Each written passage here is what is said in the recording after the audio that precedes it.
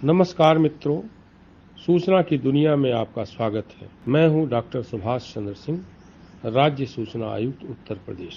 आपने यह शीर्षक पढ़ ही लिया होगा, जाके पाँव फटी बिवाई, वो क्या जाने पीर पराई। यह एक लोकोक्ति है, कहावत है, हमारे समाज में बहुत प्रचलित है। इसका सिर्फ केवल यह मतलब है कि जिसने दुख और दर्द नहीं सहा, वो दूसरों का दुख और दर्द क्यों सहे। इसी लोकोक्ति के माध्यम से मैंने कुशीनगर की पिछली बैठक में जन सूचना अधिकारियों को यह बताने की कोशिश की कि वे वादी की पीड़ा को समझें, वादी का दर्द समझें, यानी वादी की जगह पर अपने को रखें, तभी वो वादी के आवेदनों का सही समय पर समयबद्ध तरीके से जवाब दे सकते हैं। आप यह एपिसोड देखिए, लाइक करिए, कमेंट करिए, सब्सक्राइब करिए और शेयर जरूर करिए। आप सभी का बहुत बहुत आभार, बहुत बहुत धन्यवाद। कुशीनगर में बहुत आरटीआई नहीं, जैसा देवरिया में बहुत आरटीआई, एक आदमी ने 500 आरटीआई लगा रखी है। यहाँ तो एक दो सदस्य हैं जो ज्यादा आरटीआई लगाते हैं।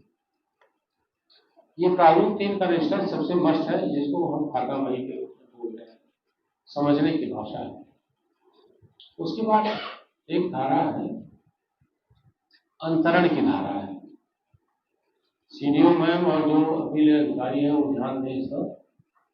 अंतरण की धारा प्रथम अपीली अधिकारी के लिए होती है या उन सभी जन सूचना अधिकारियों के लिए होती है जिनके पास धारा 6 आई और सूचना उनके पास नहीं है, सूचना कहीं और है।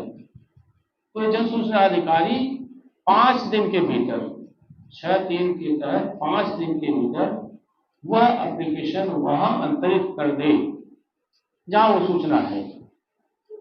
फिर यहां उसकी जिम्मेदारी खत्म हो जाती है, लेकिन वो 5 दिन है। अंतरण ही तो करना है और ये कहना है कि ये सूचना जहां जो आपने हमसे मांगा वो मेरे पास नहीं है, ये अमुक के पास है। आप कृपया सूचना वहां से प्राप्त करें, वहां एक अंतरण करें, उसकी एक कॉपी जो है एप्लीकेंट को दे दें। आपकी जिम्मेदारी वहां खत्म। फिर जब हमारे पास आएगा तो मैं कहूँगा कि इन्होंने अंतरण कर दिया, जहाँ अंतरण किया तो वहाँ सूचना प्राप्त करिए। और कभी कभी होता है जब अंतरण मेरे पास आता है तो अंतरण के क्रम में मैं नोटिस उसको देता हूँ जिसके पास सूचना होती है। ये चीज स्पष्ट हो गई। मैं आगे बढ़ूं।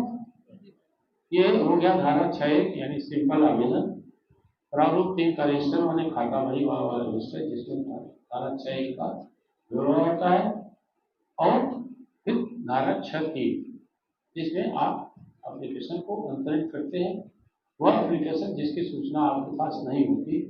ऐसा होता है कभी कभी कई विभागों की सूचना जो है अनजाने में या जानबूझ करके एक ही जन सूचना अधिकारी संभाल लेता है।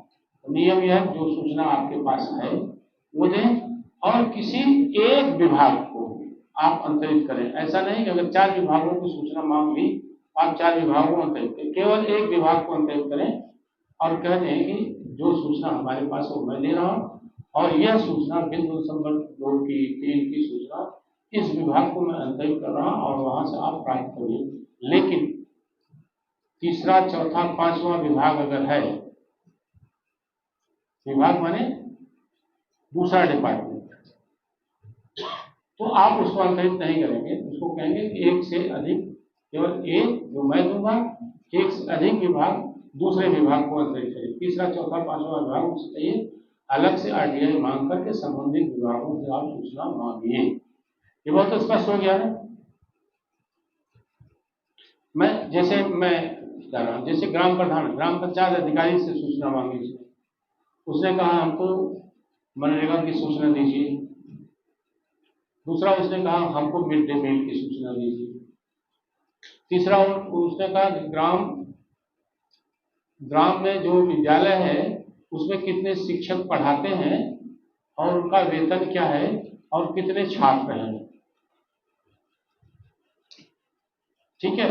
और उसी में अगर उसने मांग लिया कि जो है आप जो ग्राम पंचायत में मनरेगा और 14वां वित्त आयोग या इन सब के अलावा जो काम विधायक निधि से होता है उसकी सूचना आप दें। तो 3 सूचनाएं एक प्रकार से हो गई। ग्राम पंचायत की सूचना ग्राम पंचायत अधिकारी देगा, मिड डे मील की सूचना में ग्राम पंचायत अधिकारी और खंड शिक्षा अधिकारी, क्योंकि मिड डे मील दोनों तरफ से, एक प्रधानाचार्य भी उसमें इन्वॉल्व होता है, खंड शिक्षा अधिकारी भी इन्वॉल्व होता है। 2 हो गया। तीसरी सूचना, अगर उसने ये मांग लिया कि आपके यहाँ कितने छात्र पढ़ते हैं, और इस तरह की ऐसी सूचना भी मांग सकता है। जैसे विधायक निधि का ब्यौरा जो है वो ग्राम पंचायत के पास नहीं होता है। विधायक निधि का ब्यौरा कौन देखता है भाई? डीआरडीए के पास होता है। तो वो ग्राम पंचायत अधिकारी अगर उससे मांगा गया है तो ग्राम पंचायत अधिकारी अपनी सूचना देगा। और एक जो मिड डे मील के बारे में मांगा गया या स्कूल के बारे में मांगा है, उसका अंतरण वो खंड शिक्षा अधिकारी को करेगा। लेकिन विधायक निधि की सूचना तीसरा जो डीआरडीए देखता है वो उसको अंतरित नहीं करेगा। अंतरित कर दे बहुत अच्छा, लेकिन अगर 3 या 4 विभाग एक ही उससे मांगे गए हैं, एक सूचना दीजिए, एक का अंतरण करिए, बाकी के बारे में आप ये कर सकते हैं आप जाइए इस विभाग से मांगिए। लेकिन ये सब आप 30 दिन के भीतर कहेंगे। इसको मैं लक्ष्मण रेखा कहता हूं। लक्ष्मण रेखा अगर लांघे तो आपके लिए दिक्कत होगी।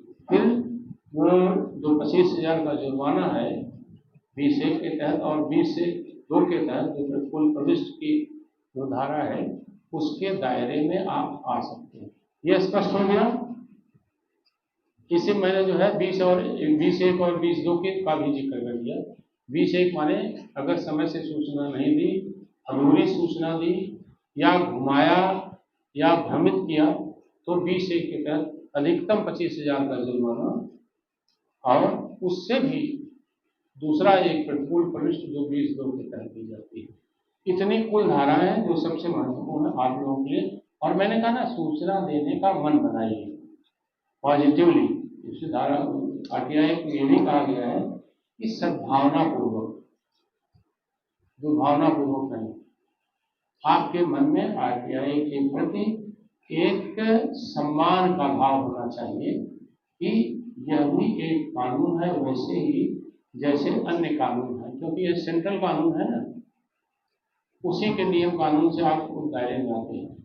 तो जैसे आपकी अपनी ड्यूटी है, अपने पद के अनुसार जो काम करना होता है, पद के अतिरिक्त जन सूचना अधिकारी के पास यह भी काम है जो उतना ही महत्वपूर्ण है जितना आपका मूल काम। और यह आरटीआई एक्ट में कहा भी गया है कि मूल काम के अतिरिक्त यह काम है, लेकिन मूल काम जैसा महत्वपूर्ण है, विधिक रूप से भी और कर्तव्य के रूप में भी। मैंने बताया ना कि जैसे कोई धारा 18 को उदाहरण दिया, मैंने बताया कि अब उसमें मैं थोड़ा सा और बड़ा व्यवहारिक करके इसको बताता हूँ कि जैसे किसी सरकारी कर्मचारी ने इस तरह की आपके यहाँ आवेदन दिया, सरकारी कर्मचारी अधिकारी क्या सोचता होगा? यही तो सोचता हूँ कि जितनी जल्दी हमको ये सूचना मिल जाए उतना अच्छा। यानी जब वादी के रूप में आप सोचेंगे तब आपको लगेगा कि आरटीआई एक्ट बहुत महत्वपूर्ण है, तब आपके मन में उस आरटीआई एक्ट में असीम सम्मान का भाव होगा। जैसे रिटायर होने के बाद कई लोग पेंशन का प्रकरण लेकर जाते हैं, सर्विस बुक का प्रकरण लेकर के जाते हैं, सर्विस हमारी बुक जो है कोई भरी नहीं, सर्विस बुक दी नहीं जा रही है। सर्विस बुक के आधार पर जो प्रमोशन या इंक्रीमेंट होता है वो इस कारण नहीं हो पाया क्योंकि हमारी सर्विस बुक को मेंटेन नहीं किया गया। रिटायरमेंट के बाद जाते हैं तो हमसे यही पूछते हैं कि जब आप वहां थे अपने कागज पत्र दुरुस्त कराने चाहिए थे, तब तो आसानी से हो सकता था। और फिर मैं ये भी पूछता हूं कि आपके पुराने साथी हैं, आप उनसे कहीं कहा साहब सुनते ही नहीं। तो मेरा मतलब यह है अगर वादी के रूप में आप सोचें और ये लगाए, ये पूछें कि मैं वादी के रूप में आ रहा हूं, आवेदन दे रहा हूं, आपको लगेगा जितनी जल्दी सूचना मिले उतना अच्छा है। एक सबसे महत्वपूर्ण जिसको मुझे लगता है आप लोगों को नोट करना चाहिए, गूगल करना चाहिए। आदित्य बंदोपाध्याय बनाम CBSE। आप जब जाएंगे तो सुप्रीम कोर्ट का निर्णय है, आदित्य बंदोपाध्याय बनाम CBSE। बड़ा बहुत ही मतलब लैंडमार्क जो है निर्णय है, जो अब रूलिंग के रूप में स्थापित हो गया है कि अगर एक विभाग से इतनी ज्यादा जन सूचनाएं मांगी जाए कि उसका मूल कार्य प्रभावित हो, तो आप सूचना देने से मना कर सकते हैं।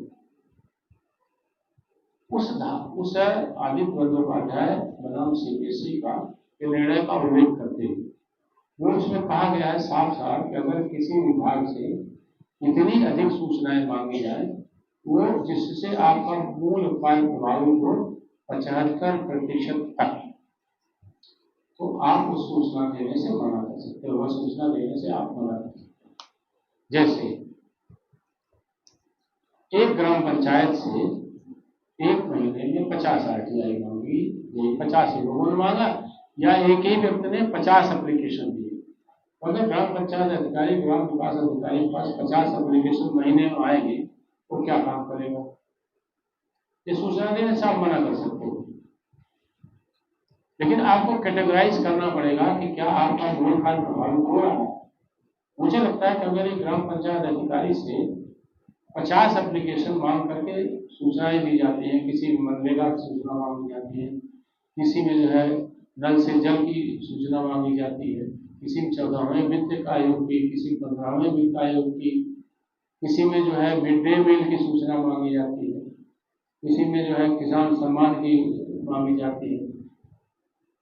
अलग अलग लोगों से अलग लोगों ने एप्लीकेशन डाल करके विभिन्न प्रकार की गांव से सूचना मांगी और एक महीने 50 हो गई, 25 हो गई, तब भी आप मानो कि ये आपका मूल प्रभावित करता है। तो एक सूचना देने में बहुत समय लगता है। मनरेगा की 3 साल की सूचना मांग ले, आपकी जो है 1500 पेज की, 500 पेज की, 600 पेज की सूचना होगी, सभी फोटो स्टेट कराना, सबका विघटन बनाना, तो फिर ग्राम पंचायत अधिकारी क्या करेगा? एक छोटा सा उदाहरण मैंने इसलिए दिया कि ग्राम पंचायतों से लोगों का बड़ा सरोकार होता है, क्योंकि अब सरकार का जो उद्देश्य है वो गांव के विकास पर ज्यादा ध्यान दे रहा है। तो बट में चलो एस्पिरेशन है तो शिकायतें भी हैं, महत्वाकांक्षाएं भी लोगों को बड़ी, लोग जानना भी चाहते हैं, तो ये ध्यान रखें। आप इस YouTube चैनल को लाइक करिए, सब्सक्राइब करिए, कमेंट करिए और शेयर जरूर करिए।